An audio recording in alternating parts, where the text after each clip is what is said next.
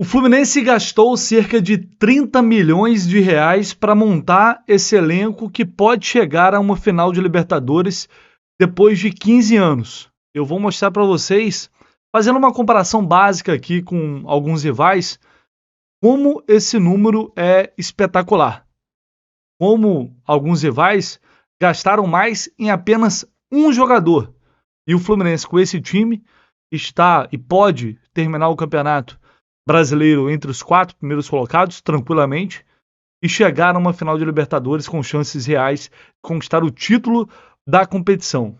E 2 decisões que foram tomadas pela diretoria do Fluminense e que a gente deve ter a certeza que foram certas, independentemente do que aconteça daqui em diante. Foram grandes decisões e decisões acertadas. Bora trocar essa ideia. Excelente quinta-feira para todo mundo. Feriadão, né? Feriadão, todo mundo dando uma relaxada. Todo mundo não, né? Porque tem muita gente trabalhando, como eu. Mas enfim, para quem tá relaxando, para quem tá curtindo uma folguinha, é dia de aproveitar. Então já chega largando o dedo aqui no canal do Lessa. Esse canal aqui, tá? O like aqui, tá? Dedo no like aqui, tá? Lá ele. E também se inscreva no canal se você não está inscrito ainda, por favor. Estamos pertinho, hein? Pouco mais de 100 pessoas para a gente bater 70 mil aqui no canal do Lessa. Então, por favor, se você não está inscrito, está assistindo esse vídeo e não está inscrito, dê essa moral aí, é muito importante. Verifique se você, que acha que está inscrito, se realmente você está inscrito mesmo. E também ative as notificações. Assim você não perde nada do que acontece nos bastidores do Fluminense. Todo dia tem notícia fresquinha. Vamos lá, galera. Eu vou trazer aqui uma pauta que, na verdade, eu já estava para trocar essa ideia com vocês aqui há muito tempo. Eu tinha tido essa ideia, mas, enfim, com a correria, o dia a dia, acabou passando. E aí, ontem, eu vi em um canal aleatório, acho que foi no TikTok, na verdade, porque agora eu não lembro onde eu vi, senão eu ia colocar o vídeo aqui para vocês. De uma pessoa que que fala sobre curiosidade de futebol e fez o levantamento de quanto custou esse time do Fluminense, semifinalista da Copa Libertadores. E aí ontem o GE fez uma matéria exatamente sobre isso. Então eu vou utilizar essa matéria de base aqui para a gente fazer uma comparação básica aqui, estabelecer também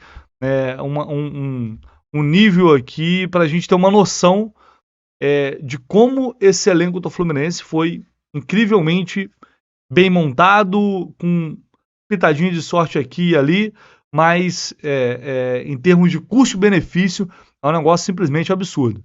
Vamos lá, quanto o Fluminense gastou para montar esse time? Dos 32 atletas que atuaram com a camisa tricolor nesta edição da competição da Libertadores, o Flu precisou gastar na compra de direitos ou empréstimos em 8 deles, totalizando 30,79 milhões de reais. Aí a gente vai aqui. Neste valor estão incluídos jogadores que foram comprados pelo clube em temporadas anteriores. O Nino chegou em 2019, o Aras em 2021. A contratação mais cara dos 6 jogadores foi de um jogador que não costuma ser titular, que é o Guga.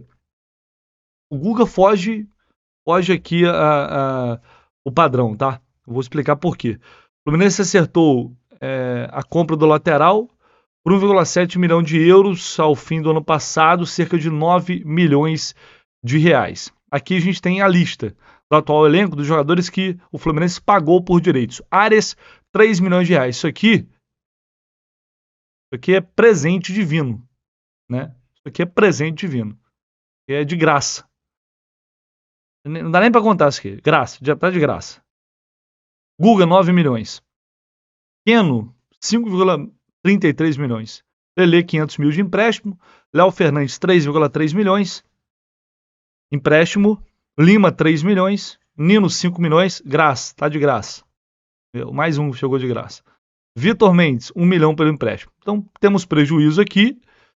E temos... Não vou falar do Lelê, porque é um jogador, 500 mil reais. Convenhamos, é um empréstimo, é uma aposta.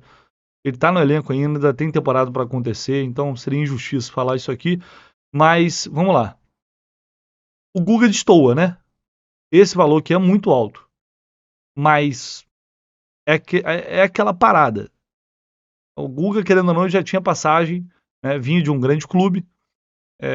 E ficou mais, de fato, ficou caro, né? O custo-benefício acaba sendo baixo aqui. Mas a gente for levar em consideração quanto custou o Arias, quanto custou o Nino, no fim das contas, o que importa é o valor total, né? Na real, que é de 30 milhões.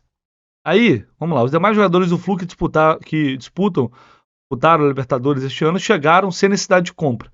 Normalmente as transações contêm luvas, aí isso aqui é importante. Pela assinatura de contrato, que muitas vezes são diluídas mensalmente. Isso vale tanto para novos jogadores que assinaram ou quando acertam renovação de contrato. Hoje a folha salarial do departamento de futebol está entre 8 e 9 milhões de reais. Deve ser mais ou menos isso, chegando dependendo a 10 milhões de reais. Por quê? Tem umas pegadinhas aí.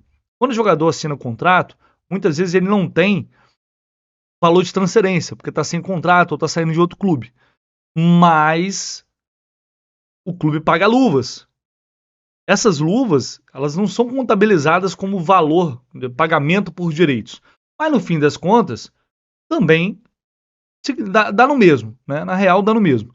Então, por exemplo, para o Cano renovar o contrato, para o Arias renovar o contrato, eu não tenho essa informação aqui, mas provavelmente eles receberam luvas. Para o Felipe Melo assinar com o Fluminense. O Fluminense não pagou pelo Felipe Melo, mas certamente o Felipe Melo recebeu luvas. O Abel Hernandes, por exemplo, tinha um salário muito alto, porque o Fluminense pagou luvas para ele, e aí esse valor é diluído nos salários. Então, às vezes, o jogador acerta o salário por 200, 300 mil, na verdade está ganhando 500 mil, porque essas luvas elas estão diluídas nesse período um período de contrato. Tá? Então, é importante ressaltar isso também. Aí esse valor dá para a gente contabilizar no custo de folha mensal. Por isso que eu acho que provavelmente extrapola um pouco isso aqui. Eu não atualizei, eu não fiz uma atualização em relação à folha salarial do Fluminense, eu não consegui apurar isso, mas talvez supere um pouco devido a essas luvas, tá? Fábio, Felipe Melo, o Marcelo, são jogadores que chegaram de graça. Por isso, esse de graça, entre aspas. Não teve custo de transferência. O Fluminense não pagou para o clube, né, anterior, mas pagou alguma coisa para os jogadores. Não todos, tá? Alguns. E aí, vamos lá. Tirando os 6 jogadores mencionados anteriormente, os outros que disputaram a Libertadores pelo Flu em 2023 são formados no clube ou estavam livres no mercado ou rescindiram amigavelmente para fazer parte do elenco. Vamos lá, da base, Alexander, André, Arthur, Serginho, Felipe Andrade, Isaac, John Kennedy, Cauê Elise e Martinelli. Empréstimo, Marlon Imperani.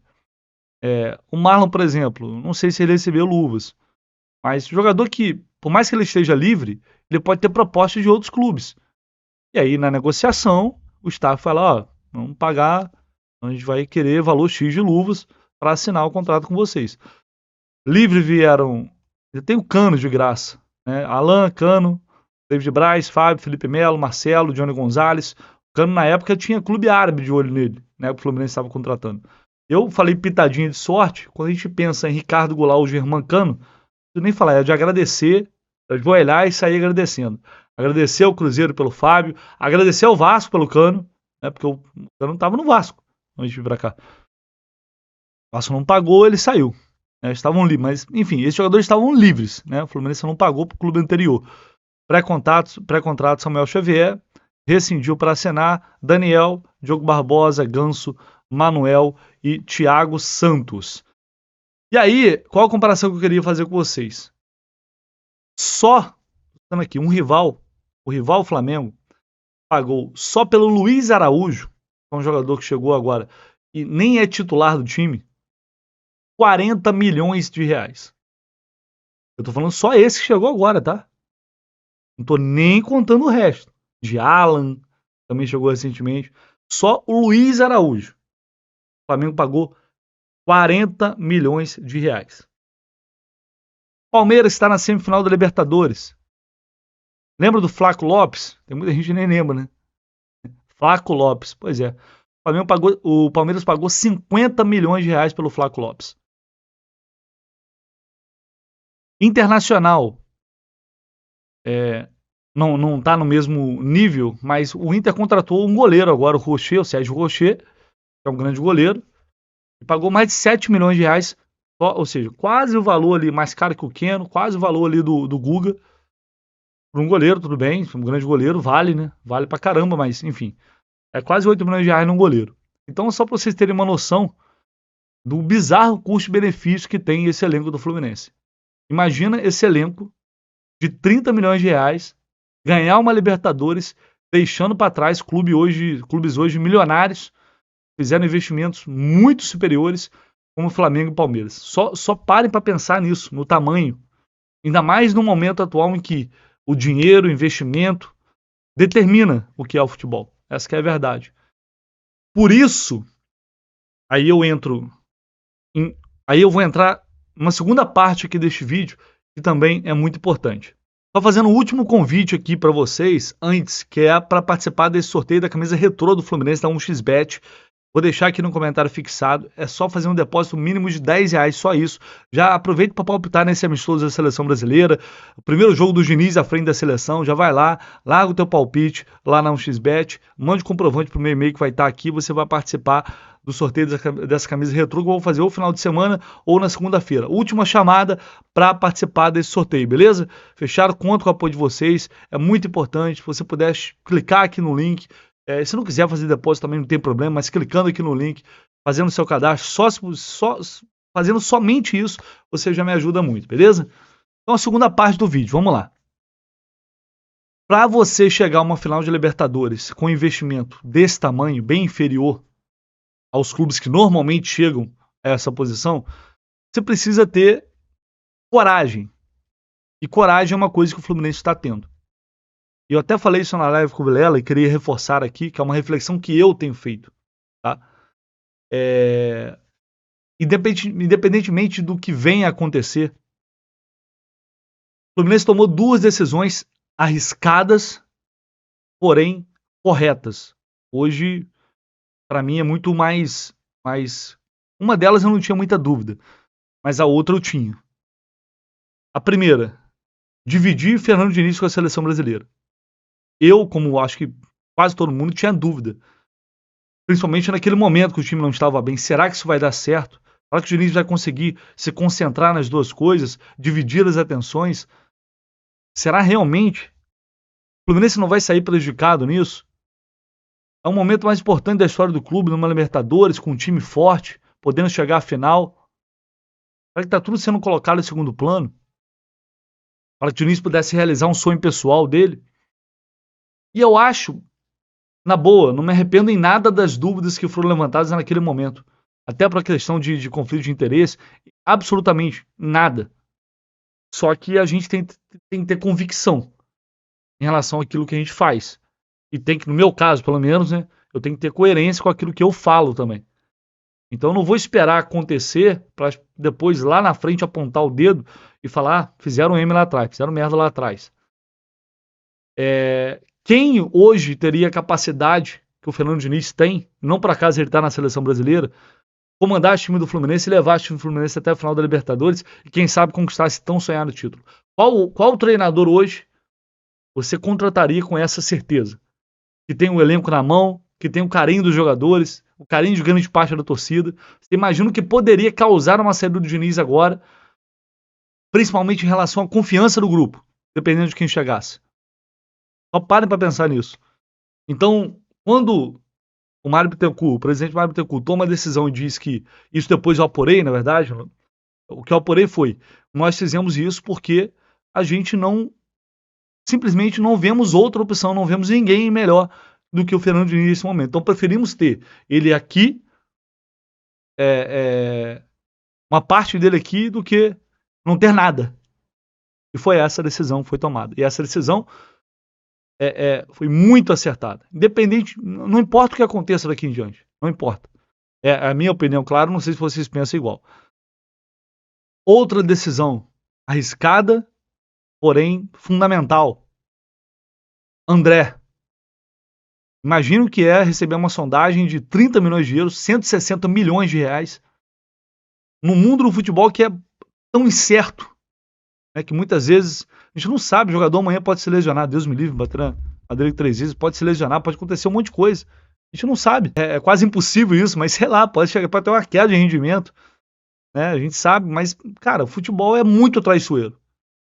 Então é um risco, quando você deixa de vender, você está assumindo um risco de meio que você está cobrindo aquele valor ali, por um tempo pelo menos. Está cobrindo aquele valor. E não se sabe se vai conseguir o mesmo valor, a mesma quantia no final do ano. Porque essa janela é mais interessante. Então,